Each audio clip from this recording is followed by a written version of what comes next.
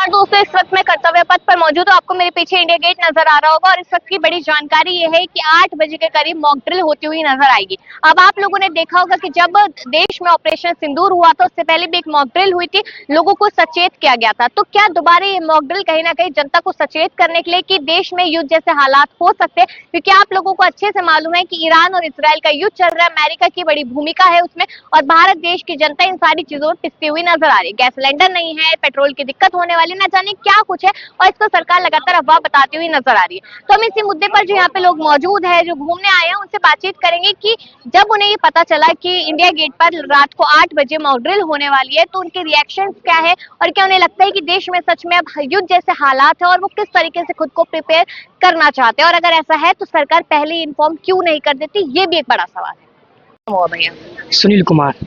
सुनील जी, अभी जो जमीनी स्तर की दिक्कत है वो है गैस सिलेंडर। कैसे आप लोग अपना गुजारा कर रहे हैं गैस सिलेंडर के साथ, या फिर खरीदना पड़ रहा है, क्या स्थिति है? देखिए, तो सिलेंडर अभी महंगाई चल रहा है। पहले बहुत कम में मिल रहा था, अभी ज़्यादा हो गया रेट उसका। पहले 800-900 में मिल रहा था, अभी उसका हो गया तकरीबन 2000-3000 रेट हो गया। बहुत दिक्कत हो रहा है। तो आप ब्लैक में ले रहे हैं कि ऐसे ही, मतलब आप बुकिंग करके ले रहे हैं? बुकिंग करके ले रहे हैं, लेकिन वो लेट यही होता है कि बुकिंग करते आज तो होता है 30-35 दिन बाद आता है जी। तो अभी ये तो आपको पता ही होगा, आप इधर ही रहते हैं, आपको पता होगा कि अभी ईरान और इसराइल का युद्ध चल रहा है।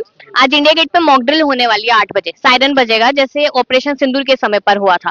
तो क्या लगता है कि अपने देश को दिक्कत हो रही है ईरान इसराइल युद्ध की वजह से? बहुत दिक्कत हो रही है मैम। तो सरकार आप लोगों के लिए, गरीबों के लिए खासकर, कुछ सोच रही है कि नहीं, क्या लगता है? सोच तो रही है, क्या लेकिन सोच रही है? आपको 2000-3000 रुपए भरने पड़ रहे हैं सिलेंडर के। कहा तो उज्ज्वला योजना लेकर आई थी सरकार। हाँ लेके आज, लेकिन उससे तो कुछ अभी महंगाई की वजह से कुछ पता ही नहीं चल रहा है उसके बारे में। तो महंगाई से कमर टूट रही है। बहुत ज़्यादा है। क्या नाम है सर? कौन बात करेगा? दोनों बात करें। क्या नाम? प्रत्युष मालविया।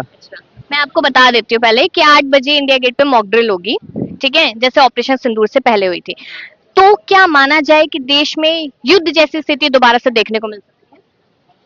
जैसे हालात चल रहे हैं देश के, मतलब बाहरी कंट्री में, जैसे इजराइल और इस समय अमेरिका में जैसे मतलब फाइट हो रही है, हाँ।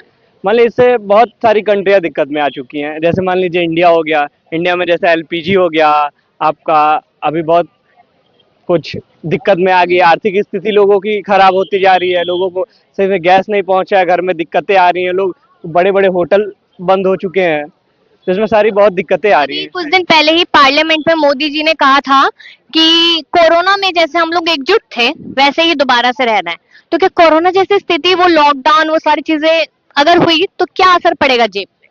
नहीं, जैसे दूसरे देशों में अभी युद्ध के स्तर चल रहे हैं, तो उसको देखते हुए भारत सरकार ने भी ये सोचा है कि हम लोग भी अपनी तैयारियों को रखें, कि मतलब अगर अचानक अभी कोई एक्शन लेना पड़े या अगर विश्व युद्ध जैसा कोई स्थिति अगर बनता है, तो हमारा देश कहीं से कमजोर ना रहे, हमारे देश के आंतरिक लोगों को भी इस चीज़ों के बारे में पता रहे। और चूंकि हमने, मोदी जी ने कहा कि लॉकडाउन की स्थिति हो रही है, मतलब कोरोना जैसे स्थिति हो रही है, तो इसके पीछे भी जैसे तर्क है। खैर, कोरोना जैसी स्थिति मतलब अगर युद्ध होगा, सभी चीज़ें रुक जाएंगी, सभी चीज़ें अच्छे टाइम पर नहीं मिल पाएंगी लोगों को, तो कोरोना जैसी स्थिति बन सकती है। जैसे कोरोना वाली स्थिति में हमने देखा था कि लोगों को ऑक्सीजन के लिए लाइनों में लगना पड़ा था। अब एलपीजी को लेकर हम वो तस्वीरें दोबारा देख रहे हैं कि लोग लाइनों में लगे। तो क्या ये सरकार को नहीं दिख रही है? क्या सोचता है क्यूबा इस बारे में? देखिए, जो भी हुआ है अचानक हुआ है, किसी को इसके बारे में शायद से लग रहा है कि पता ना हो पहले से, सरकार भी शायद इस बारे में ना जान रही हो कि ऐसा होने वाला है। लेकिन मोदी जी, योगी जी, तमाम बड़े नेता लगातार ये कह रहे हैं कि सिलेंडर की जो दिक्कत है वो दिक्कत है ही नहीं, वो तो एक अफवाह है। तो वो जो तस्वीरें आ रही है वो फिर कहाँ से है, क्या लगता है? देखिए, जहाँ तक हम लोगों को लोकल स्तर पर पता है, वहाँ तक हम लोग ये देख रहे हैं कि सिलेंडर लोग जा रहे हैं, जब लाइनों में लग रहे हैं, सिलेंडर लोगों को मिल जा रहा है। जो स्थिति उत्पन्न हुई है वो उस जगह पर हुई है कि जो पहले लोगों के घर तक सिलेंडर जाता था और लोग सिर्फ एक ओटीपी बता देते थे, उनका हो जाता था, वो वाहन घर तक नहीं जा रहा है, लेकिन लोगों के वहां जाने पे सिलेंडर मिल जा रहा है। और जहां तक लोग ये कह रहे हैं कि ब्लैक में सिलेंडर मिल रहा है, ये अफवाह है। लेकिन भैया लोग तो खरीद रहे हैं ना 3-3 4-4 हजार का। जैसे भैया लोग बताएं तो कहाँ से खरीद रहे हैं? मान लीजिए कोई भी सिलेंडर मान लीजिए आ गया है, मान लीजिए कहीं स्टोर पे रखा हुआ है, ठीक। पर मान लीजिए इंसान जा रहा है तो मान लीजिए लोगों को अफवाह फैल चुका है कि हाँ महंगा हो चुका है, ठीक। इंसान उसको महंगे में बेच रहा है, वो गरीब को क्या पता है, उतना दे रहा है, फिर उतने में ले रहा है, उन लोगों को मजबूरी बन गया। बिना सिलेंडर का कहाँ कुछ होने वाला है आजकल। क्या कह रहे हैं? जैसे जो मजदूर लोग कमाने के लिए आया है उसे तो ब्लैक में ही लेना पड़ेगा।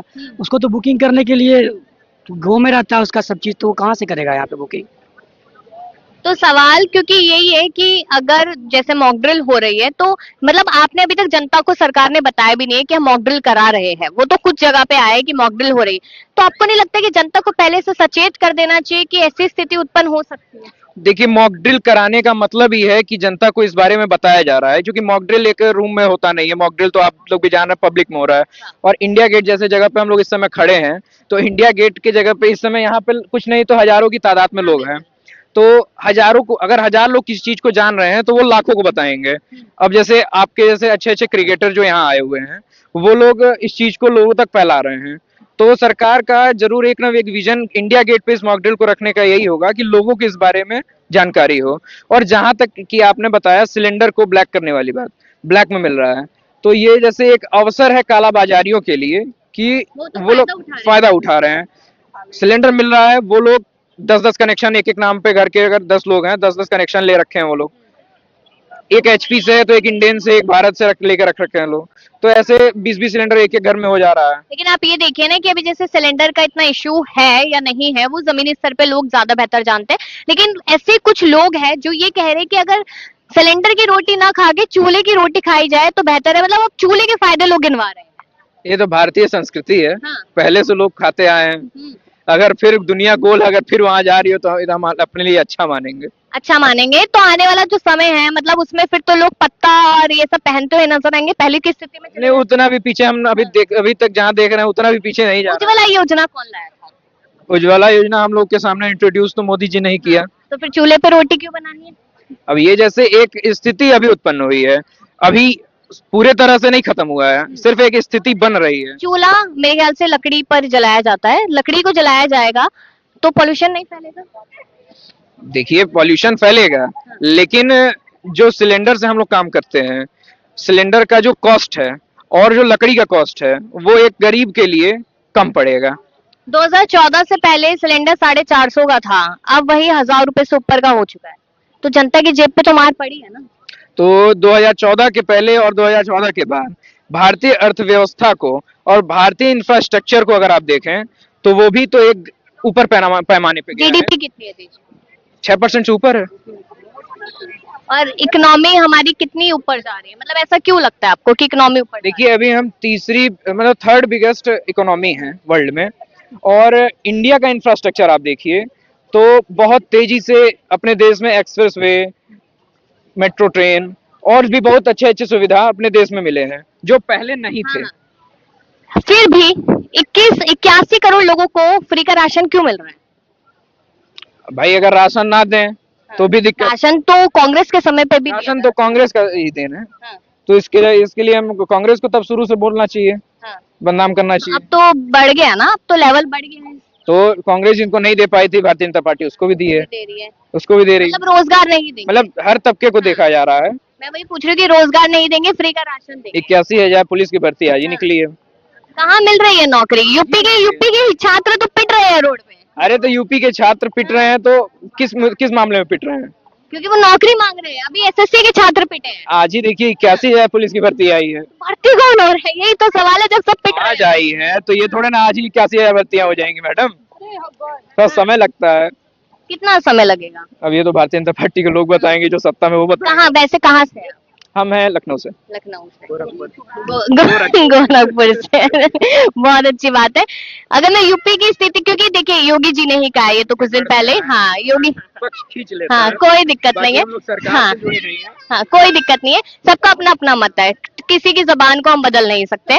बात यहाँ पर ये है कि योगी जी ने खुद कहा है कि अफवाहें ना फैलाई जाए, ये सारी चीजें वो कह रहे हैं। अफवाह फैलाने वालों पर क्यों नहीं एक्शन हो रहा है? क्या लगता है? लॉ एंड ऑर्डर थोड़ा कमजोर है।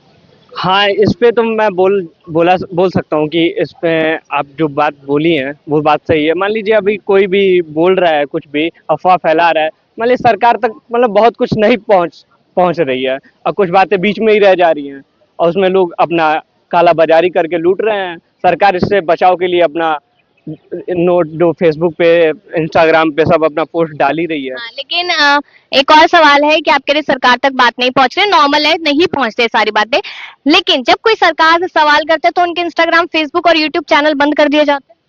अभी रिसेंटली देखिए कितने सारे हो चुके हैं, क्या लगता है?